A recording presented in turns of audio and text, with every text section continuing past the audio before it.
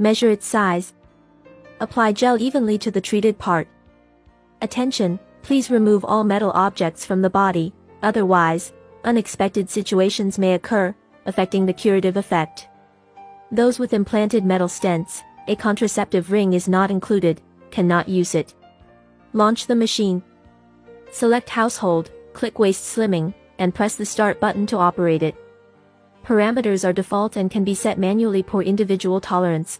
Cavi and RF 15 minutes. Move the device from the waist side to the belly button, 3 minutes. Do the same on the other side. Draw small circles around the belly button, 3 minutes. Draw big circles around the belly button, 3 minutes. Move back and forth on the waist, 3 minutes. When Cavi and RF stops running, a prompting time of 30 seconds will appear, meaning it will enter the 30K Pro interface. Please put Cavi and RF back on the rack and pick up 30K Pro. Remark, rub the gel into the treated part if it is not enough. When the prompting time runs out, it automatically switches to the 30K Pro page, and you just start the operation. Parameters are default and can be set manually per individual tolerance.